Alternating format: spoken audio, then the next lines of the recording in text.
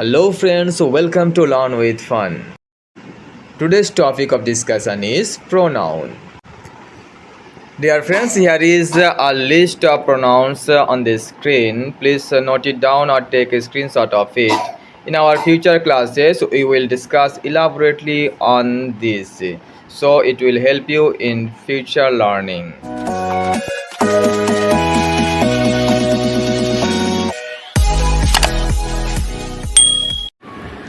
Hello friends, welcome to learn with fun, English for everyone.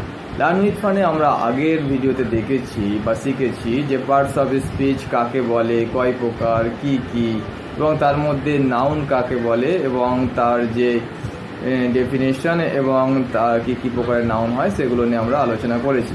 তো আজকের ভিডিওতে আমরা শিখে নেব পার্টস অফ স্পিচেরই একটা পার্ট, সেটা হচ্ছে প্রোনাউন। তো প্রোনাউনের ডেফিনেশন আমরা বলতে পারি নাউনের পরিবর্তে যে ওয়ার্ডটা বসছে সেটাকেই বলা হচ্ছে প্রোনাউন। প্রোনাউন এই কথাটার মধ্যেই এর ডেফিনেশন লুকিয়ে আছে। প্রো মানে হচ্ছে ফর আর নাউন মানে হচ্ছে নেম। তাহলে একটা সেন্টেন্সের মধ্যে নামের জন্য আমরা যে ওয়ার্ডটা ব্যবহার করছি সেটাকেই বলা হয় প্রোনাউন। তো প্রোনাউন বিভিন্ন রকমের হয় এবং পার্সন ভেদে, মানে ফার্স্ট পার্সন, সেকেন্ড পার্সন এবং থার্ড পার্সনের জন্য আমরা বিভিন্ন প্রোনাউন ব্যবহার করে থাকি।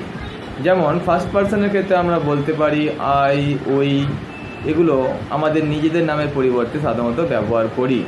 সেকেন্ড পার্সনে হচ্ছে ইউ, থার্ড পার্সনে হি, সি, ইট, এগুলো ব্যবহার করতে পারি।